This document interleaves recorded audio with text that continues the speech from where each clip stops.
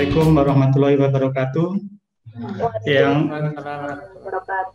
Yang saya hormati Bapak Nanang Munib Yasin, Ketua PDII DIY, Bapak Elvi Effendi, Ketua MEDAI DIY, Bapak Ibu Ketua PC SEDIY, kemudian juga para panitia dan para peserta yang hadir mengikuti acara pada pagi hari ini. Assalamualaikum warahmatullahi wabarakatuh. Salam sehat untuk kita semua. Bapak Ibu, saya akan membawakan materi konsekuensi hukum praktek kefarmasian kira-kira 30 menit dari sekarang. Bapak Ibu, kalau kita berbicara hukum itu kayaknya kok apoteker yang jarang bersinggungan dengan hukum, mendengar kata hukum itu sudah ngeri. Padahal hukum itu bertujuan untuk membuat keteraturan, membuat kedamaian. Nah, tapi bagaimana ini dengan praktek kefarmasian? Tidak dipungkiri bahwa praktek profesi apoteker itu syarat atau erat sekali dengan regulasi. Regulasi-regulasi yang ada di kita itu sekarang banyak sekali. Tapi regulasinya kurang menguatkan peran praktek profesi. Regulasinya masih dominan untuk mengatur, untuk malah mengurangi keleluasaan kita dalam berpraktek profesi.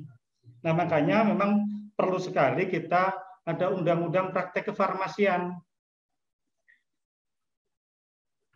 Beberapa organisasi lain atau tenaga kesehatan lain sudah punya.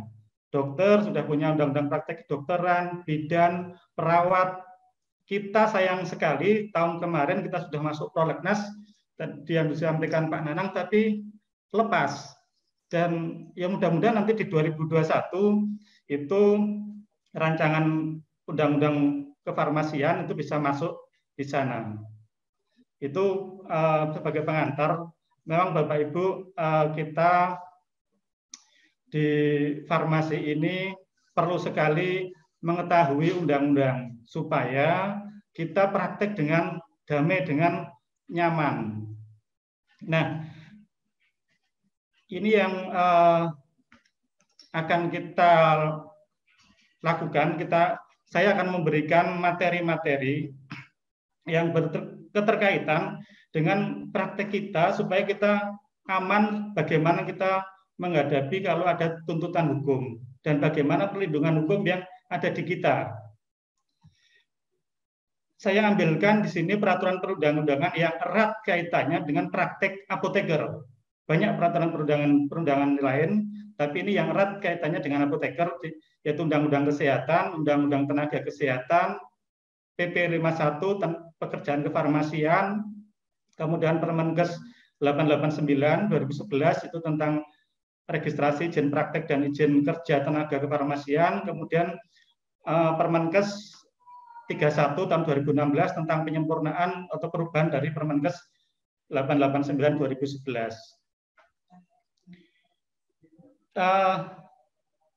Yang paling kita di sini perlu ketahui ada praktek kefarmasian. Walaupun kalau di PP-nya kita PP 51 itu pekerjaan kefarmasian.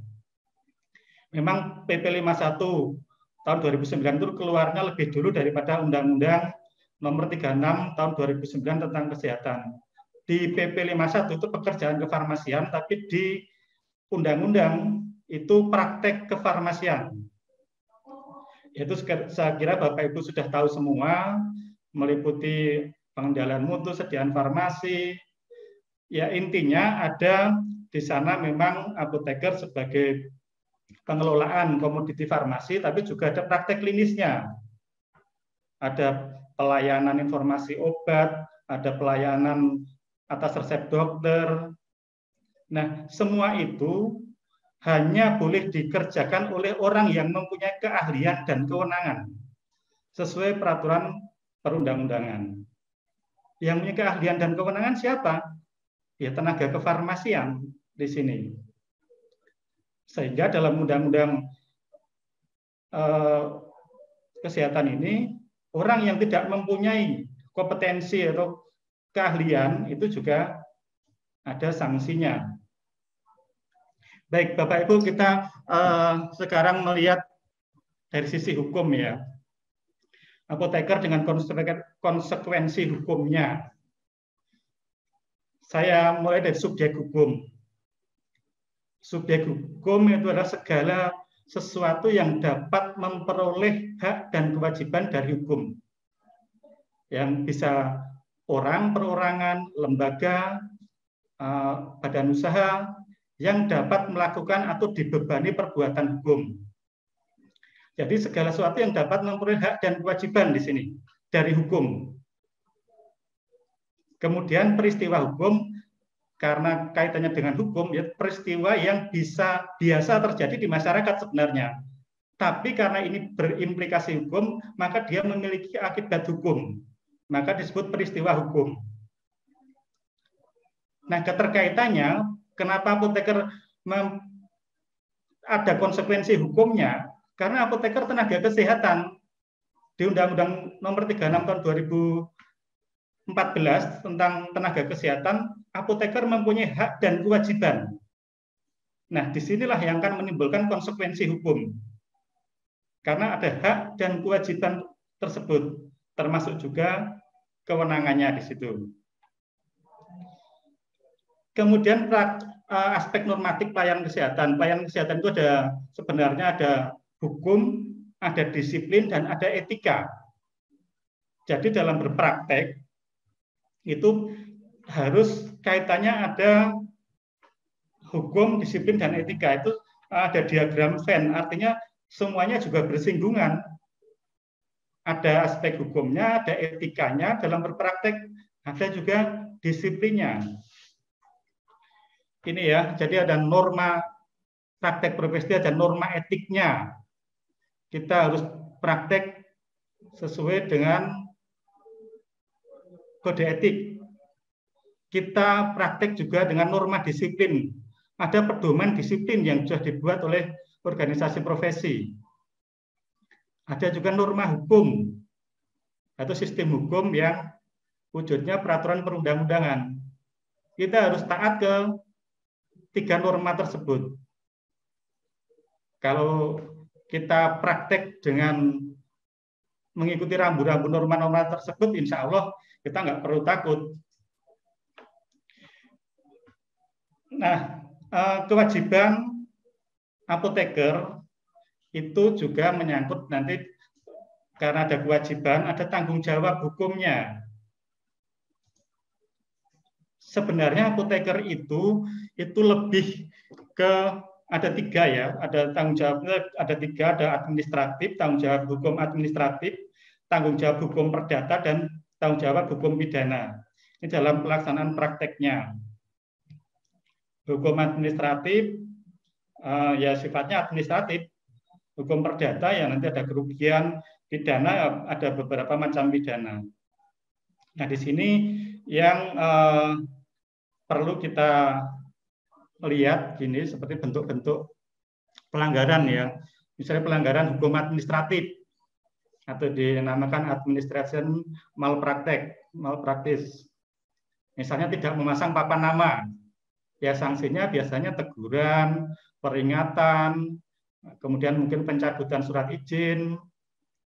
Tapi kalau ada pelanggaran hukumnya di tingkat perdata atau civil malpractice, itu wujudnya ya misalnya karena hubungan prestasi, kelalaian, kemudian PMH, itu juga kelalaian yang nanti di tingkat perdata itu yang paling dominan. Kemudian pidana yang disebut kriminal malpraktek. Misalnya ada kelalaian berat, SIPA, STRA habis masa berlakunya, mengedarkan sediaan farmasi tidak ada izin edarnya. Coba aja nanti misalnya SIPA sudah habis, denda 100 juta. Pidana denda. masuknya pidana, tapi pidana denda. Karena pidana ada bermacam-macam ya, ada pidana kurungan, ada pidana penjara, ada pidana denda, semacam itu. Sebenarnya begini, sebelum keluarnya Undang-Undang Tenaga Kesehatan tahun 2014 itu tenaga kesehatan itu kalau ada kelalaian itu tidak pernah dituntut secara hukum pidana ya. Tapi setelah keluar Undang-Undang Kesehatan Nomor 36 tahun 2014 itu kelalaian itu ada tuntutan hukumnya. Karena apa? Sebenarnya ya tenaga kesehatan itu kan apa officium nobile, berbudi luhur lah, membantu sesama. Tidak ada unsur untuk apa mencelakai orang lain. Tapi kan ada kalanya dalam pekerjaannya itu juga ada kelalaian. Nah, ini yang perlu kita sadari karena dengan masuknya kelalaian seseorang itu bisa dituntut. Nah, ini juga kita harus hati-hati. Jadi ada 3 paket undang-undang itu sebelumnya ya undang-undang praktek kedokteran, undang-undang tentang kesehatan, undang-undang tentang rumah sakit. Di situ tidak ada apa tuntutan kalau ada kelalaian tenaga kesehatan. Dalam arti ya kelalaian yang kelalaian ringan. Kelalaian ada 2 nanti, kelalaian ringan, kelalaian berat. Biasanya kalau kelalaian berat itu mungkin sampai menimbulkan cacat seumur hidup atau sampai meninggal. Biasanya memang ada tuntutan hukumnya. Jadi kalau di sini kalau dilihat kalau ada kesengajaan itu memang ada tindakan pidana, tapi biasanya ya tidak adalah niat jahat itunya, tidak ada tenaga kesehatan untuk mencelakai orang lain. Nah, yang perlu kita lakukan sebenarnya gini, untuk materi kali ini saya memang lebih berfokus kepada bagaimana permasalahan hukum antara apoteker dengan pasien. Sebab ada juga yang permasalahan hukum memang apotekernya sendiri. Misalnya apoteker yang melakukan panel, apoteker yang menjual obat-obat yang tanpa izin edar, itu kan terhadap dirinya memang apa istilahnya kelakuannya apoteker ya, yang tidak mentaati rambu-rambu peraturan perundang-undangan. Tapi untuk sesi kali ini saya cenderung lebih menekankan bagaimana nanti terjadinya permasalahan hukum antara apoteker dengan pasien. Nah, bagaimana mekanisme yang paling ideal dalam menyelesaikan permasalahan-permasalahan hukum antara apoteker dengan pasien? Memang ada beberapa jalur. Jalur litigasi, jalur hukum, dan jalur non-litigasi dalam penyelesaian sengketa, non di luar hukum. Di Undang-Undang Rumah Sakit itu rumah sakit bertanggung jawab secara hukum terhadap semua kerugian yang ditimbulkan atas kelalaian. Inilah solusi juga dari rumah sakit. Jadi bebannya tidak hanya ke tenaga kesehatan. Kemarin itu di Undang-Undang RUU Waspom itu juga kami dengan tim beberapa berembuk tentang masalah jangan sampai beban itu hanya kepada penanggung jawab saja, tapi juga institusinya juga bisa bertanggung jawab. Baik, kita mulai ke inti beberapa permasalahan-permasalahan bagaimana penyelesaian. Jadi berat penyelesaian sengketa antara apoteker dengan pasien itu ada 2, yaitu jalur litigasi, jalur pengadilan, dan jalur non-litigasi. Selama ini beberapa hal orang mungkin belum mengenal ada mediasi. Ada mediasi kesehatan. Di DIY itu ada juga. Ada pelatihan mediasi kesehatan, itu juga ada sekitar mungkin 8 atau 9 juta mungkin untuk ikut jadi mediator itu. Nah, penyelesaian ini kadang-kadang kita tidak melihat ada aturan-aturan yang mengharuskan itu penyelesaian untuk tenaga kesehatan, permasalahan tenaga kesehatan itu diselesaikan dengan cara non-litigasi atau di luar jalur pengadilan. Karena perbedaannya juga jelas, itu kalau di pengadilan itu waktunya lama, mahal, ada pertikaian karena ada menang kalah di sana. Ada kurang netral, ada kurang jujurnya juga ada. Tapi kalau litigasi namanya di mediasi, itu waktunya cepat, murah, hubungan baik. Karena kalau mediasi kan mesti akan mencari win-win solution dan orang saling ketemu, saling saling legowo lah. Akhirnya saling legowo. Ayoga rahasianya juga luas, akan sesuai kebutuhan. Ada beberapa yang termasuk non-litigasi, ada mediasi, negosiasi, konsolidasi, ataupun melalui arbitrase. Nah, ini sebelum yang itu. Nah, ini litigasi ini. Karena kadang-kadang kita itu kalau ada permasalahan, ada tuntutan dari pasien atau konsumen, mereka bawa pengacara, kita sudah langsung berpikir, waduh ini kita akan masuk ke ranah hukum. Padahal undang-undang itu tidak demikian. Undang-undang di Undang-Undang Tenaga Kesehatan, Undang-Undang Kesehatan itu untuk tenaga kesehatan, permasalahan dengan tenaga kesehatan karena prakteknya, karena kelalaiannya itu harus diselesaikan dengan cara mediasi. Inilah yang meringankan kita. Karena memang sebenarnya tenaga kesehatan itu tidak ada untuk mencelakai pasiennya. Kecuali kalau memang ada niat jahat, itu sudah di luar itu. Nah, ini ya beberapa cara untuk menghindari kesalahan atau pelanggaran sebelum kita berpraktek. Karena memang waktunya 30 menit, jadi saya agak cepat. Jadi kita bekerja harus sesuai standar profesi, standar pelayanan profesi, dan SOP. Kalau kita bekerja sudah sesuai ini, ada standar profesi, standar pelayanan profesi, itu amanlah kerja kita. Cuman sayang, memang standar profesi itu untuk IAI belum disahkan oleh Menkes. Ya seharusnya standar profesi yang diakui nanti itu standar profesi yang disahkan oleh Menteri Kesehatan. IAI punya enggak? IAI punya, tapi belum disahkan oleh Menkes. Ini yang sayangnya, saya pernah mengusulkan itu, tapi sampai sekarang belum.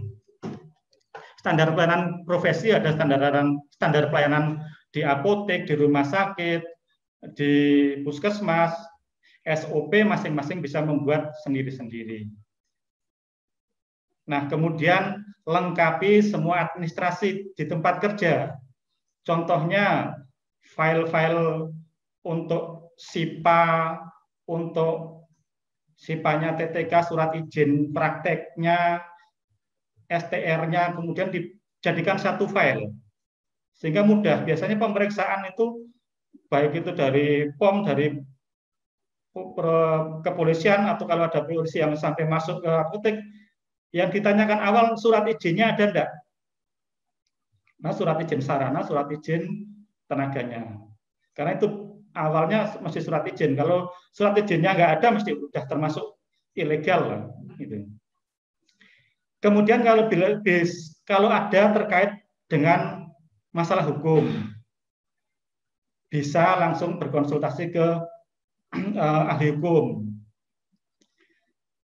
Dan juga ini kalau terkait dengan masalah hukum, bisa lah beberapa teman bisa membantu nantinya.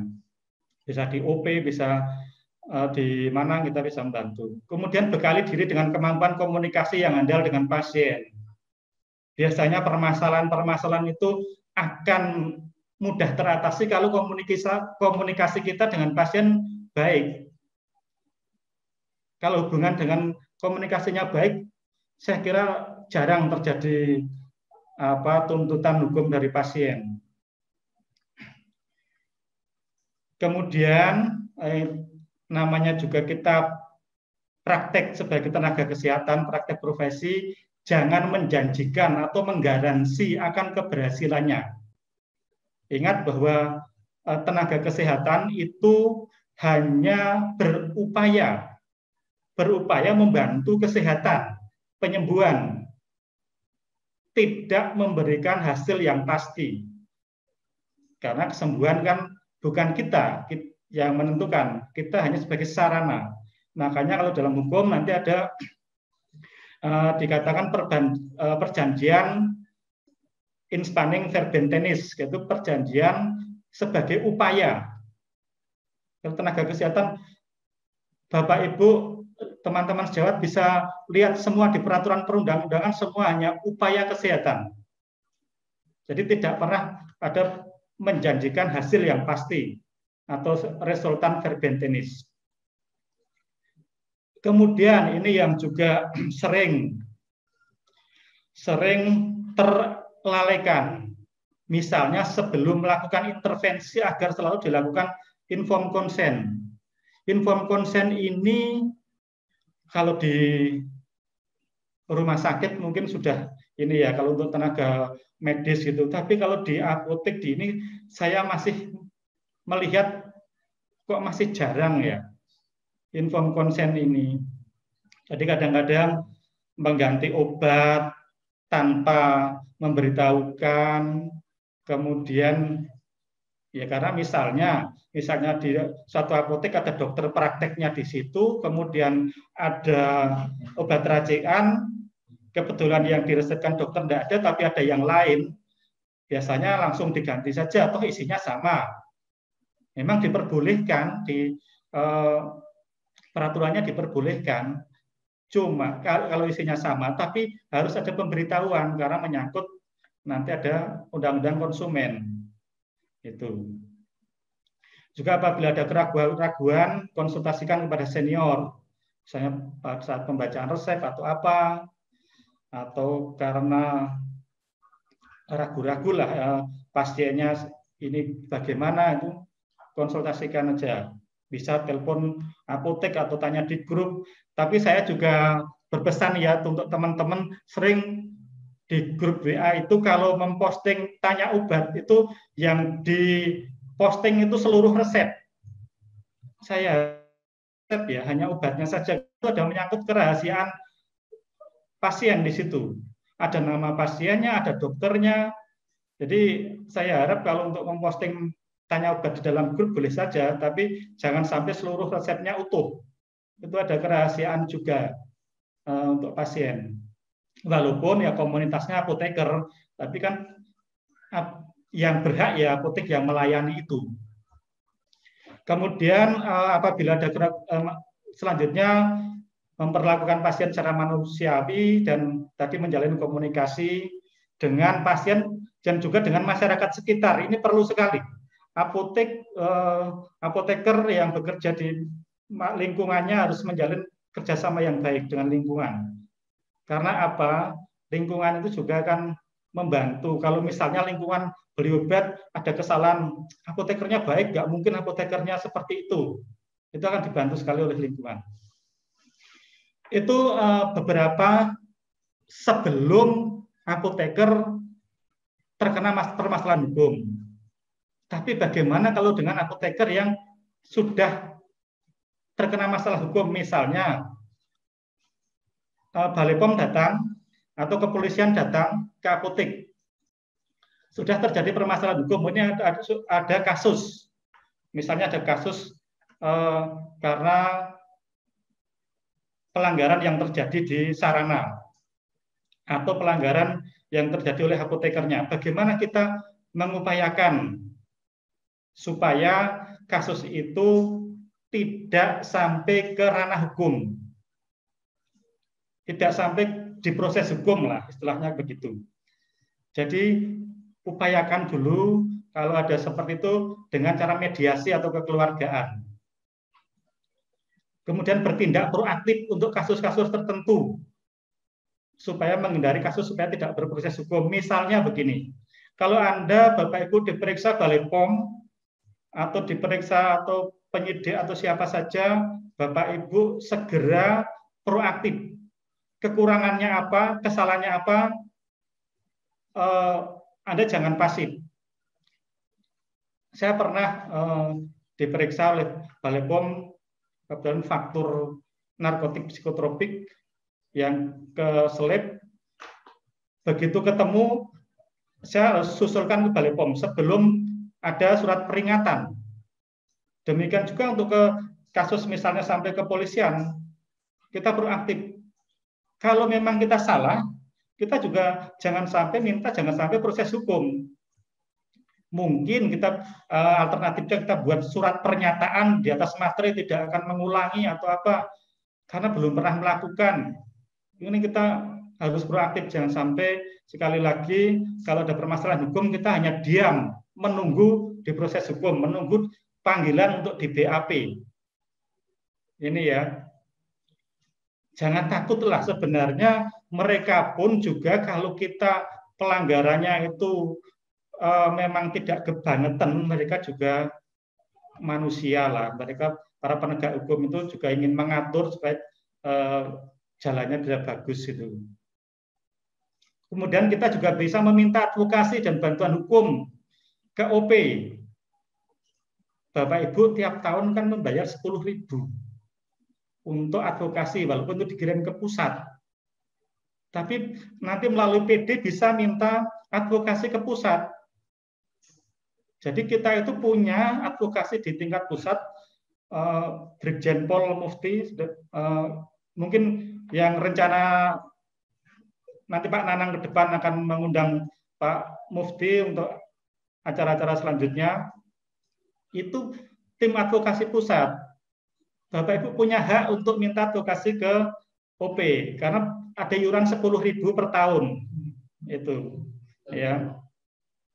Kemudian juga usahakan untuk selalu didampingi oleh pengacara.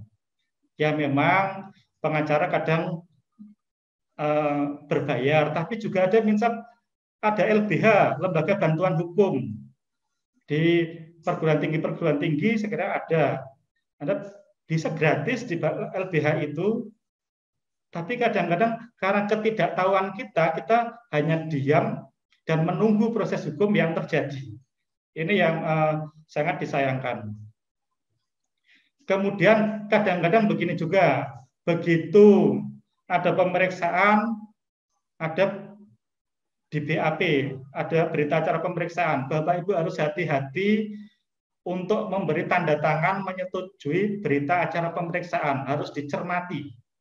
Lembar demi lembar cermati, karena itu nanti kalau itu berlanjut, itu yang sebagai bahan di pengadilan.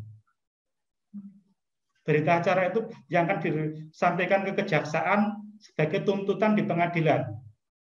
Sehingga ya sebenarnya Bapak Ibu kalau melihat kasus-kasus sekarang ada yang tidak mau menerima atau menandatangani BAP.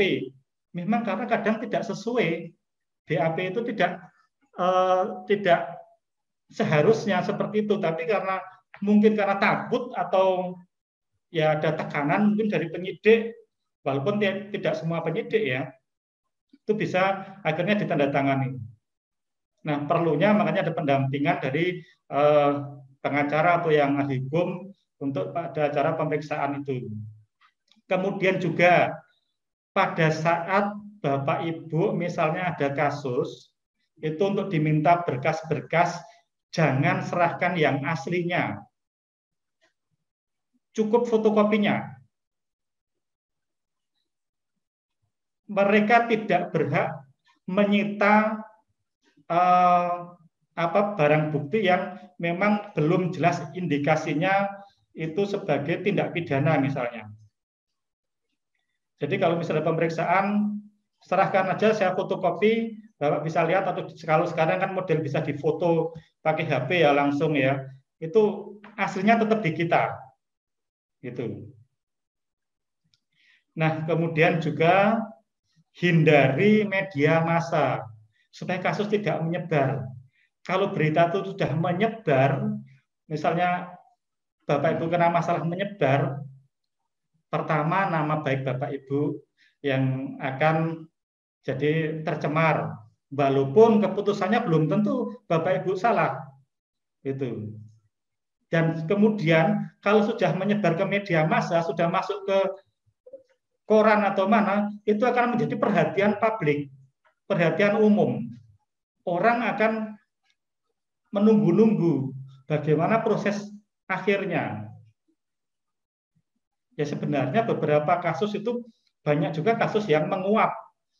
Menguap dalam tanda kutip artinya selesainya ya udah di sana, tidak sampai ke pengadilan. Mungkin dengan mediasi, dengan apa akhirnya selesai. Tapi kalau sudah sampai ke tingkat media, ke penyebaran di media, nanti yang tercemar misalnya Bapak Ibu bekerja di apotek ataupun di rumah sakit, wah hati-hati terhadap apotek itu. Kemarin kesalahan menyerahkan apa gitu, kesalahan atau dituntut oleh siapa gitu, itu akan membuat image tempat Anda bekerja kurang baik. Nah ini juga apabila ada pasien yang tidak puas gitu, karena namanya juga pelayanan kesehatan, tidak semua pasien yang kita beri pelayanan kesehatan itu merasa puas gitu. Nah, berbeda dengan yang tadi, kalau kita misalnya ada penyidik atau balai pom kita yang proaktif, jangan sampai ke proses hukum. Tapi kalau ada pasien yang tidak puas, itu kita yang bersifat pasif, kebalikannya. Kita jangan yang aktif. Kalau kita aktif akan malah menunjukkan mungkin kesalahan kita, kelalaian kita. Gitu. Nah, bagaimana kita komunikasi tetap dijaga, tapi jangan kita proaktif. Kita sebenarnya di diri kita masing-masing, kita tuh juga sudah tahu ini salah atau ini benar. Itu kalau benar, kita memang nggak perlu takut. Tapi kalau kita salah, ada kelalaian memang di pihak kita, kita yang bersifat pasif. Biarlah nanti mereka yang membuktikan kalau kita ada lalai. Nah ini. Kemudian juga apabila ada tuduhan, memang ada beberapa hal ya, kita bisa namanya informal defense. Dengan mengajukan bukti atau menangkis, menyangkal tuduhan apa yang dituduhkan oleh penggugat atau oleh pasien yang komplain tadi, dengan menunjukkan doktrin-doktrin yang ada. Misalnya bukti-bukti kalau yang terjadi itu bukan kita sengaja. Yang terjadi itu mungkin merupakan resiko medik atau apa ya, kalau di kita itu efek samping yang memang tidak semestinya ada, atau tidak semua orang akan mengalami efek samping itu. Itu kita juga harus informal defense, kita harus menangkis itu.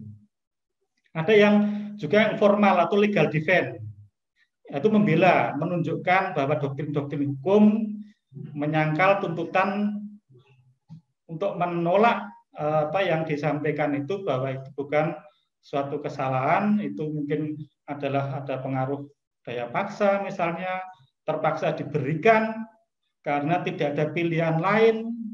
Itu juga ada kan beberapa, misalnya dokter mengendaki obat A, ada obat B yang sama, khasiatnya sama, misalnya lah obat untuk diare itu kan macam-macam jenisnya. Karena itu dibutuhkan segera, karena terpaksa harus diberikan, ya itu juga bisa sebagai legal defense.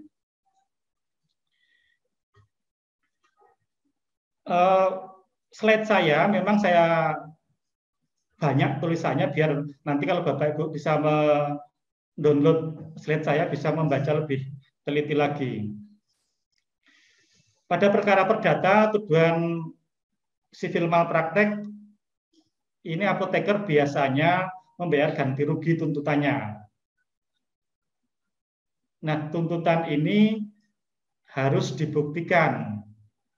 Ada setidaknya 4 yang harus dibuktikan bahwa ada kesalahan, ada kewajiban yang ditelantarkan oleh apoteker, ada kerugian, itu bukti kalau ada kelalaian. Nah, masyarakat awam itu kadang belum begitu paham tentang ini, sehingga ya di tingkat penyidik pun juga kadang-kadang berbeda. Jadi prinsipnya begini, utamanya dalam hukum kesehatan itu dengan hukum yang umum. Untuk hukum kesehatan itu yang dilihat itu sebab akibat, kausanya, penyebabnya. Tapi kalau hukum secara umum biasanya hasilnya. Mungkin Bapak Ibu ingat tentang dokter yang pernah dipenjara, dokter kebidanan yang dipenjara, dokter siapa ya? Siapa itu? Masih ingat ya, itu dipenjara tapi dikeluarkan. Karena apa? Kalau dari penyidik dari tingkat pertama hanya melihat hasilnya, nyatanya pasiennya meninggal. Tapi tidak dilihat kausanya, penyebabnya meninggalnya apa. Ternyata meninggalnya karena emboli udara yang tidak bisa terhindar. Gitu. Seperti orang mungkin melakukan operasi, kalau itu dilakukan, ada kemungkinan saraf lain yang tidak mungkin terhindarkan. Karena mungkin misalnya tumornya sudah lengket atau bagaimana, itu juga ada resiko-resiko yang tidak bisa dihindarkan. Ini ya beberapa hal-hal yang meringankan apoteker dari tuntutan hukum. Jadi sebenarnya ada peraturan dari Surat Edaran Mahkamah Agung itu tahun 82 itu memberikan penjelasan bahwa apabila tenaga kesehatan yang diduga melakukan kelalaian atau kesalahan dalam melakukan tindakan atau pelayanan, agar jangan langsung diproses melalui jalur hukum, namun diminta pendapat oleh majelis etik dan disiplin masing-masing tenaga kesehatan. Ini di kita peran dari majelis etik dan disiplin itu sangat penting sekali. Jadi kalau kita melihat dari Surat Edaran Mahkamah Agung ini, sebenarnya proses masuk hukum itu nanti setelah melewati majelis etik dan disiplin dulu. Itu di kedokteran sudah meneriakkan itu, sehingga beberapa yang kasus hukum diminta sidang disiplin dulu. Disiplin nanti kalau dari MKDKI ya, Majelis Kehormatan Disiplin Kedokteran itu, kalau memang itu sudah masuk ranah hukum, silahkan diproses hukum. Tapi kalau memang belum masuk ranah hukum, ya diselesaikan di tingkat profesi. Dan ya sebaiknya profesi nanti bisa membela anggotanya kalau memang salahnya tidak benar-benar ada mens rea atau niat jahat terhadap pasien. Selain itu, ini yang tadi juga saya sampaikan, perlindungan hukum sepanjang melaksanakan tugas sesuai standar profesi, standar pelayanan profesi, dan SOP. Kemudian juga di Undang-Undang Nomor 36 Undang-Undang Kesehatan Tenaga Kesehatan tahun 2014 pasal 78. Perselisihan yang timbul akibat kelalaian harus diselesaikan terlebih dahulu penyelesaian sengketa di luar pengadilan sesuai dengan ketentuan peraturan perundang-undangan. Jadi untuk masuk ke ranah hukum itu sebenarnya nanti dulu lah. Kalau memang sudah tidak bisa diselesaikan dengan cara di luar pengadilan. Makanya tadi penyelesaian secara non litigasi atau dengan dimediasi itu akan lebih enak, lebih soft, lebih menguntungkan, lebih menyenangkan kedua belah pihak karena tidak ada menang kalah. Kalau di pengadilan pasti ada menang, ada yang kalah. Gitu. Ini udah perlindungan hukum juga terhadap kita. Jadi tidak ya, maaf Bapak Ibu ada kendala teknis. Baik, Bapak Ibu, saya lanjutkan. Jadi di Undang-Undang Tenaga Kesehatan pasal 78 itu bahwa permasalahan hukum terlebih dahulu penyelesaiannya di luar pengadilan. Kemudian di Undang-Undang Kesehatan, komunikasi kita bagus dengan pasien maka jadi pelanggan kita. Kemudian ada respectable minority rule and error of injudgment, yaitu seorang tenaga kesehatan tidak dapat dianggap lalai apabila ia telah memilih dari sekian cara pengobatan yang diakui dan sudah berdasarkan standar profesi. Jadi kalau memang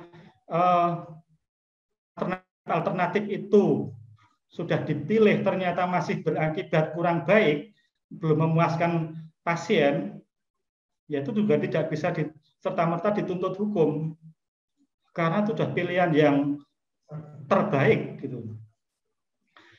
Ada juga voluntary non-fit inaura atau assumption of risk. Asumsi yang telah diketahui sebelumnya resiko yang tinggi pada pengobatan pasien. Nah, kalau kita memberikan obat ke pasien, kadang-kadang kan obat kita akan berdampak ke hal yang lain, ke ginjalnya mungkin, atau ke heparnya. Tapi obatnya memang hanya itu yang bisa untuk penyakit itu. Cuma ada itu. Mungkin akan berpengaruh resiko terhadap ginjalnya atau heparnya, tapi tidak ada obat pilihan lain. Nah, ini juga perlu disampaikan. Perlu pasien mungkin diberi informed consent. Informed consent yang akan menjadikan tidak akan pasien tidak akan menuntut kita kalau terjadi sesuatu. Juga kadang-kadang ada yang ketidakjujuran pasien. Ini misalnya pasien ditanya obat punya riwayat alergi, tidak.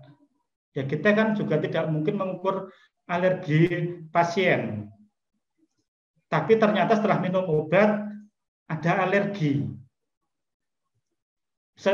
Demikian juga sebenarnya pasien juga tidak tahu bahwa dia alergi terhadap obat itu tidak, gitu loh.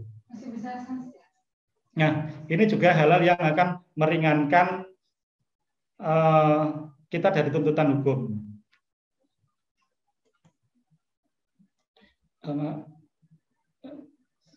Kemudian ada ini dalam asas hukum ada res ipsa liquitor. Fakta telah berbicara. Nah, ini kadang-kadang ini yang kadang memberatkan kita juga, tapi juga bisa menjadi unsur untuk menghindarkan kita juga. Fakta telah berbicara itu misalnya ya faktanya kalau misalnya pasiennya karena minum obat itu terjadi hal-hal yang tidak diinginkan ya karena obat itu secara fakta.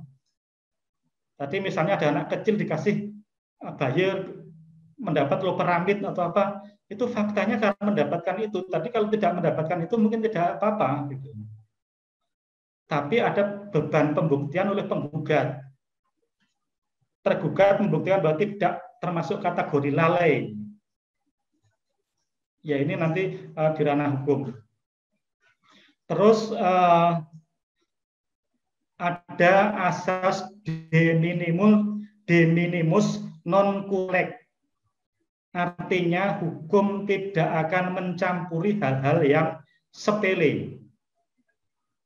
Jadi kalau misalnya ada pasien, kemudian misalnya mendapatkan obat, kemudian obatnya yang diterima itu ternyata ED, walaupun itu di Undang-Undang Konsumen nanti bisa ada terjerat hukum, tapi sebenarnya kalau itu tidak ada masalah dan sudah terlewat, misalnya sudah beberapa hari tidak ada masalah, maka hukum tidak boleh mencampuri hal-hal yang sepele. Artinya tidak ada kerugian, tidak ada kejadian yang berdampak merugikan.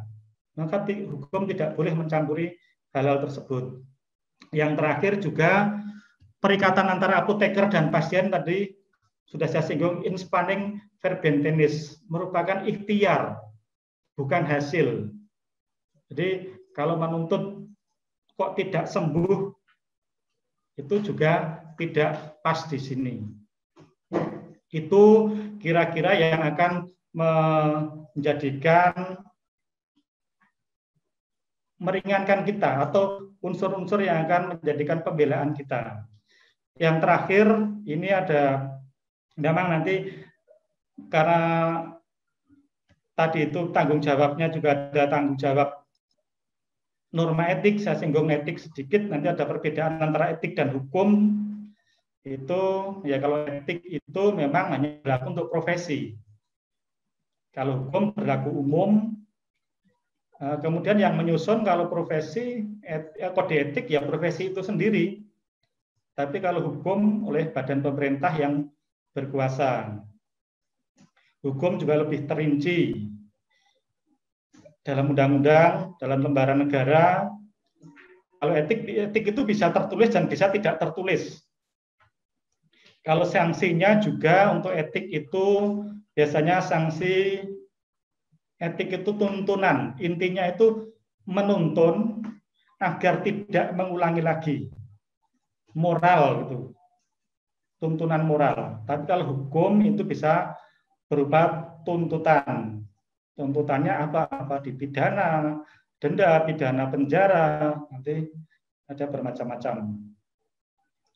Kemudian kalau pelanggaran etik itu diselesaikan oleh profesi itu sendiri, kalau pelanggaran hukum diselesaikan oleh aparat hukum. Penyelesaian pelanggaran etik tidak selalu disertai bukti fisik. Tapi kalau penyelesaian pelanggaran hukum harus disertai dengan bukti fisik. Nah, kemudian juga biasanya pelanggaran etik itu belum tentu pelanggaran hukum. Belum tentu pelanggaran hukum. Tapi kalau pelanggaran hukum, kecenderungannya akan ada pelanggaran etik di sana. Saya kira itu Bapak Ibu yang bisa saya sampaikan. Nanti kita diskusi lebih banyak waktunya. Mohon maaf bila ada kekurangan. Terima kasih. Assalamualaikum warahmatullahi wabarakatuh.